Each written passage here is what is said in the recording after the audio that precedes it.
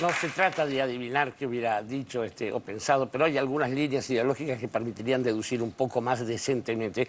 Querido Hugo Yasky, bueno, ¿quién puede hablarnos mejor que vos acerca de esta especie de, ¿cómo llamarlo?, lo que le pasa a Pablo Micheli? Se me ocurren epítetos, pero no son adecuados para el público. ¿Cuál es tu lectura del paro y de la posición de Micheli y de esa CTA que, según cantaba Moyano, es la única? Sí, yo creo que el tema más importante es el tema del paro. Creo que nosotros, Segovia y muchos gremios, muchas veces paro, bueno, mi gremio hasta hace poquito peleando una paritaria. Es la demostración, las luchas de uno de los gremios muy importantes, la CTA, los docentes, que en este país hay paritarias absolutamente libres. Absolutamente libres. Hasta tuvimos que ir al conflicto y cerramos una paritaria. Es falso, además, que en este país la inflación se produce por generación espontánea. Y yo creo que lo peor de esta especie de convocatoria de amnésicos, porque parecería que todos los que estaban ahí tenían amnesia. Algunos referidos a quiénes son los grupos dominantes de este país. Yo escuché 1 hora y cuarto, 1 hora y media de conferencia de prensa, me la tuve que comer toda. No pude hacer como Sobrero, que no fue. Yo por una cuestión, puede ser que me van a llamar los periodistas, la miro toda. 1 hora y media. No se habló de los formadores de precios. En este país no hay clases dominantes.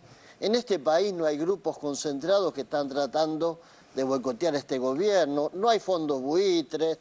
No hay ningún problema con la sociedad rural. Es más, la única referencia en la sociedad rural que hace Hugo Moyano es casi para pedir perdón. Sí.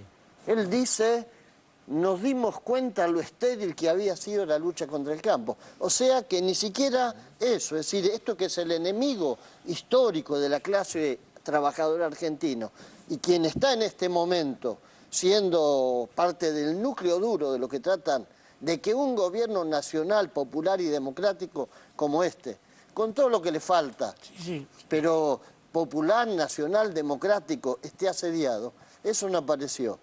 Y creo que además está claro que si uno ve cómo empezó la historia, pues si uno ve la foto y viniera de Marte, se podría confundir. Podría pensar que Barrio Nuevo es un militante clasista que está luchando contra un gobierno opresor. Pero eso si viniera de Marte. Si uno está en la Argentina y ve cómo se gestó este paro, ve que fueron primero a la sociedad rural, que después estuvieron con Expoagro, ve que Barrio Nuevo viene de haber sido el dirigente que más hizo para que en este país los trabajadores estuviéramos en negro, perdiéramos derechos, resignáramos salario y fue cómplice activo de las políticas del menemismo y además ariete en el momento de quebrar la CGT de Ubaldini, porque fue el ariete con que se quebró la CGT de Ubaldini. Si uno entonces viniera de Marte se podría confundir, pero estamos acá. Y nosotros sabemos quién es Barrio Nuevo y de dónde viene, y es lamentable que un personaje como Micheli, que no puede ir por su sindicato, porque creo que la mejor respuesta la dieron los trabajadores de ATE. Asamblea en ATE Capital, que es el bastión de Micheli, es su sindicato de base, por unanimidad se vota en contra del paro.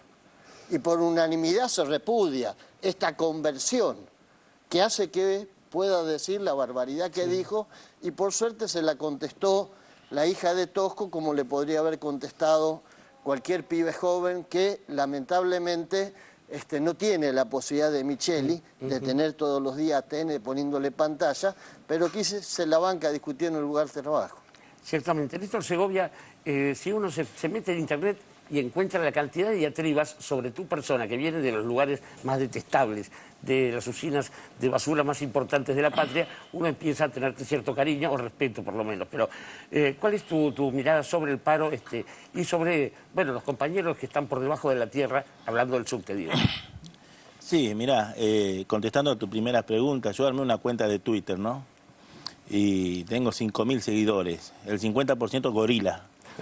¿Entendés? En vez de decir, por ejemplo, de fundamentar mi crítica, yo no tengo estudio, todos lo saben, soy un secretario general adjunto que fui votado por los trabajadores, en vez de fundamentar lo que yo digo, empiezan a decir que soy gordo, que me como las comas, esto que aquello. Entonces ya estoy acostumbrado a todo eso. Segundo, me siento orgulloso por lo que soy, y soy hijo de campesino. Y después, la verdad que lo que pasó en el subte, nosotros hicimos asamblea en todos los sectores. Y con los puntos que tenemos, que separó, que por paritarias libres, que están haciendo, que es mentira, hay paritaria libre. Nosotros rompimos el techo salarial un montón de veces. Está el compañero Yasky, que puede saber que cuando la UTA decía un 18, nosotros sacamos hasta un 23, 24%, y el gobierno siempre homologó. Entonces hay paritaria libre, no es que no hay una paritaria que el gobierno no homologó. Es mentira que no hay paritaria libre. De la jubilación, y hablamos con los de los jubilados, tenemos una ley que creo que es única en el mundo, que podemos tener, que los jubilados pueden tener 2 aumentos al año y se puede discutir. Guste o no le guste, existe la ley, que tendremos que mejorar o no tenemos que mejorar, sería otra cosa. Ahora, todas estas cosas, y después también conversamos con los compañeros, que es punto fundamental de que, que tenemos que discutir, no se discutió en este paro, que es la precarización laboral y la tercerización. Porque los dos gremios, tanto como los gastronómicos, los del campo, son los trabajadores más precarizados y más pobres a nivel nacional. Esos son los puntos que tenemos que discutir. Nosotros hicimos asamblea. Y si la asamblea hubiese dicho, y esto lo digo con mucho respeto, y no es porque uno es títere del gobierno, no. Si la asamblea hubiese dicho, tenemos que parar, y pero no nos va a temblar el pulso, de decir, vamos a parar porque la mayoría de nuestros compañeros quieren parar. Esa es una democracia sindical en la cual... Si nosotros hubiésemos lo contrario, decir, bueno, paremos sin consultar a los compañeros, sería un burócrata. Y nosotros creo que con el compañero Yasky, con un montón de compañeros, estamos queriendo hacer un sindicalismo totalmente distinto y tratamos desde el subte hacer. Ahora, cuando hacemos una asamblea, lamentablemente la izquierda, que salió más a pegarme duramente, no respeta la asamblea de los trabajadores. Y eso la verdad que me duele un montón, porque yo quiero, ustedes saben que yo milité mucho tiempo en el MST, al partido que quiero mucho. Ahora, sé de la vereda que estoy. Cuando estuvo de la 125 y había que decidirse de qué lado tenía que estar, y yo sé de la vereda que estoy, por eso estoy de este lado conversando, con la diferencia que podamos tener. Ahora, jamás voy a estar con la sociedad rural. Y cuando veo que este paro sale la sociedad rural a apoyar, digo, no me voy en ese lugar, estoy en el lugar correcto. Y después, respetando a todos los gremialistas, yo creo que yo le tengo gran respeto a Moyano, a Facundo, tengo amistad con Facundo, pero hoy por hoy tenemos diferencias políticas. Y los demás no quiero ni hablar porque para mí son unos impresentables. Exactamente. Una cosa más, Segovia, esto de las elecciones de la UTA es muy flagrante ya, me parece, ¿no? ¿Cómo lo manejan ustedes? Mira, la UTA tiene casi bastantes afiliados y sus trabajadores no tienen la culpa de este dirigente delincuente que tiene hoy la UTA. Los dirigentes los trabajadores le gustaría tener las 6 horas, le gustaría tener un gremio como el nuestro.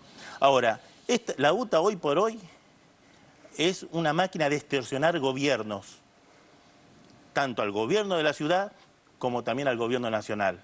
Por eso tampoco no tenemos nuestra personalidad gremial, porque de esta forma, con ese poder de fuego maligno que tiene la UTA, con estos dirigentes, lo tiene a veces de rehén, no a los trabajadores. Rompen huelga, crean patota y son funcionales a sus intereses. Jorge, sí, una cosa sí, más, porque vos sabés que yo lo pensaba estos días, después que pasó el paro, cuando nosotros parábamos en la época de Menem contra el robo de la jubilación, que Barrio Nuevo apoyaba, y parábamos con el MTA, y estaba el Bocha Palacio en la UTA, y convocábamos al paro, y había que romperse el alma, porque las empresas sacaban los colectivos. Yo me acuerdo que más de una vez teníamos que salir a poner miguelitos, a tratar de hacer algo para que los colectivos no salían. Acá hubo el locao patronal también. Ojo, muchachos, acá no hubo un solo colectivo, o sea, las empresas, igual que hizo la empresa en subterráneo, salieron a bancar el paro. Y tenemos hoy, ya que pasaron 2 o 3 días, muchas denuncias de sectores donde los empresarios optaron por adherirse al paro, con lo cual evidentemente se está viendo la pata del azote. Es decir, yo creo que hay demandas legítimas, pero hay cuestiones, como dice Segovia, que no se pueden discutir. En este país hay paritarias libres. En este país todo el mundo sabe que el mínimo no imponible, una vez que sepamos dónde se para la aguja después de las principales paritarias, va a haber un anuncio del gobierno. No nos hagamos los que no sabemos que dentro de 20 días, sí, 25 días el gobierno anuncia.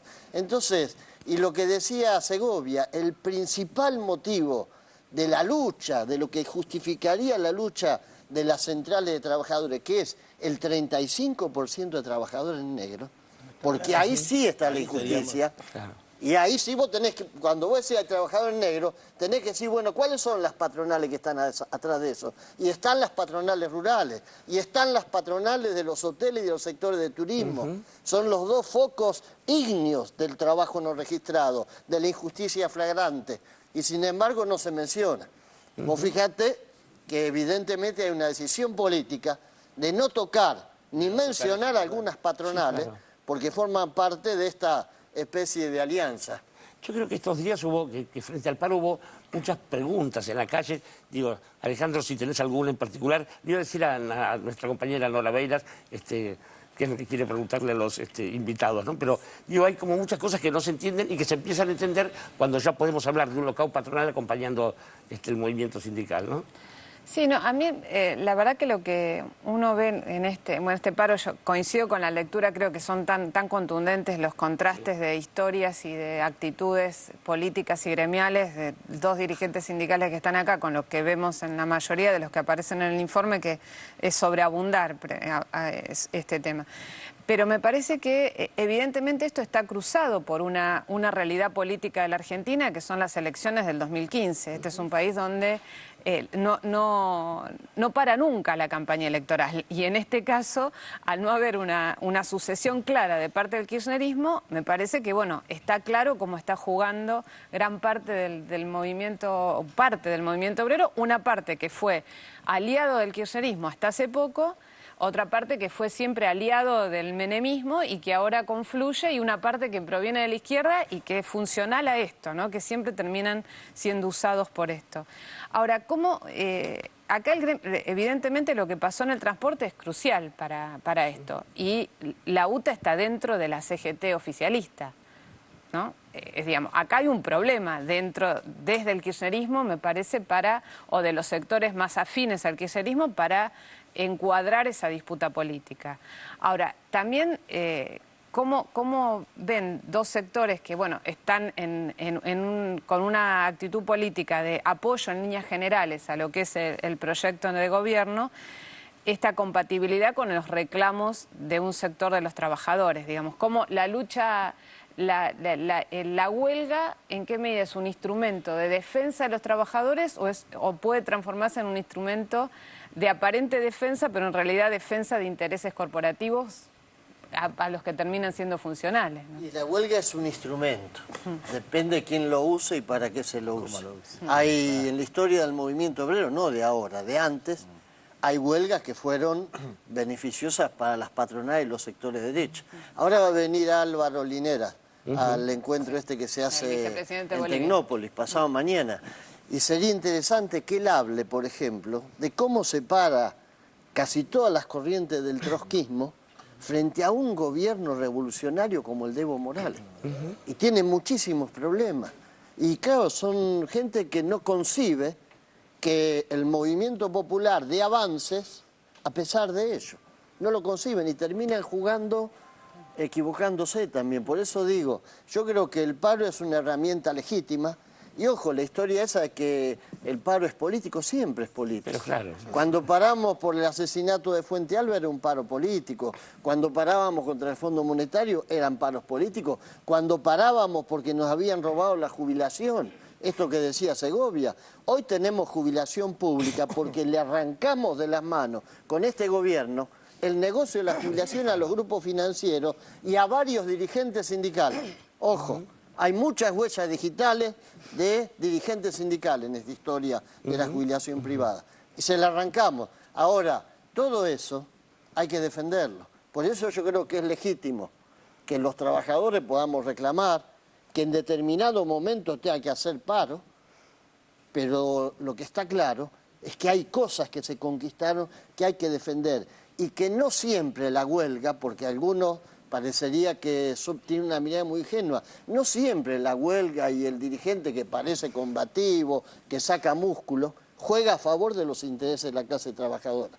Si yo públicamente digo que me equivoqué enfrentando a la sociedad rural y voy y la visito y me reúno en Expoagro y me reúno con los sectores más conspicuos de la derecha y después convoco un paro y bueno, hay que empezar a leer qué significa eso. Y significa que por ahí va a ser el reservado gran campeón de este año, ¿no? Por ahí lo eligen, digo. Ricardo. Sí, a mí me parece que lo que define a este acto político, efectivamente, como decía Hugo, eso no es una mancha de un paro, ser un paro político. Los ha habido heroicos y muy positivos en la historia. La marca es la palabra amenaza, la palabra extorsión. La palabra extorsión centralmente dirigida al gobierno actual, pero con un lado del asunto que también manda mensajes al mundo opositor en el sentido de la capacidad que tiene este sector, que no tiene una capacidad para hacer una movilización, que no convoca a la Plaza de Mayo para decir las verdades políticas que tiene que decir, pero tiene capacidad para cortar el transporte y eso es una amenaza para cualquiera que en el 2015 gane. Y ese mensaje también tiene destinatario, el propio Massa es un destinatario de eso. Bien. Néstor Segovia, ¿alguna conclusión accesoria? No, la única conclusión que tenemos que la verdad que es un paro que yo me siento orgulloso porque que creo que uno de los pocos gremialistas que salimos a bancar en este paro a este gobierno. Y no porque salimos a bancar porque lo decidió Segovia. Yo tengo, por ejemplo, estoy convencido. No es igual, mi ex señora me mandó unos mensajitos, decirle que cuando teníamos el comedor nos cansamos de comer viandada con fideo hervido, en el 2001. Hoy no pasa eso. Decirle de los trueques, decirle que hoy no pasa eso, estamos mucho mejor. Y eso es la verdadera realidad que estamos viviendo. Y yo, por ejemplo, le pido también disculpas a los compañeros del subte, que tenemos una minoría que votó en contra, que estaba a favor del paro, y que yo le tengo mucho respeto, y ellos también tuvieron la oportunidad de parar. Entonces yo también también a la gente que quería parar, mi gran respeto, pero también mi gran respeto de la mayoría. A la mayoría se respeta, para eso hay elecciones. Seguro. Para eso hay elecciones. Entonces, el que gana conduce y el que pierde tendrá que esperar otro momento. Entonces, mi gran respeto es para mis compañeros de la minoría del subte, con todo mi corazón, y también nosotros vamos a estar siempre al pie de cañón defendiendo a los trabajadores. Y después, en lo personal, digo, yo soy cristinista, no porque yo en la época del momento que estaba con Kirchner, militaba. Ahora, esta presidenta tiene lo necesario para defender este proyecto y es un proyecto que hay que ajustar, seguramente hay que ajustar. La salud, la seguridad, seguramente hay que ajustar, pero ahora lo tenemos que hacer entre todos, no con palo en la rueda. Muy bien, Néstor Segovia. Vamos a ir al segundo informe, al segundo tema del programa de hoy. Quiero contarles y contarte, Alejandro, que teníamos dos informes sobre Alfredo Halcón, uno sobre su trayectoria y vamos a ir al más reducido, más concentrado, que es sobre el compromiso de Alfredo con la patria y con la vida. Bueno, así te que confirmo nada más que una cosa, que estoy seguro que Alfredo no hubiera adherido al paro. Eso te doy la absoluta certeza, o sea, que nadie lo tome y después diga, Halcón no lo hubiera Está hecho, muy bien. eso seguro. Durante todo este último tiempo, en el 678, estuvimos mandándole nuestro cariño y nuestro respaldo. Yo se los pedía porque sabía que era uno de sus programas favoritos, así que estoy muy feliz de estar acá, porque pienso que Alfredo va a estar muy contento que hoy se lo recuerde aquí y que esté yo, como de alguna manera, su representante, representándolo acá también con ustedes. Con todo nuestro cariño, el informe sobre Alfredo Halcón en 678.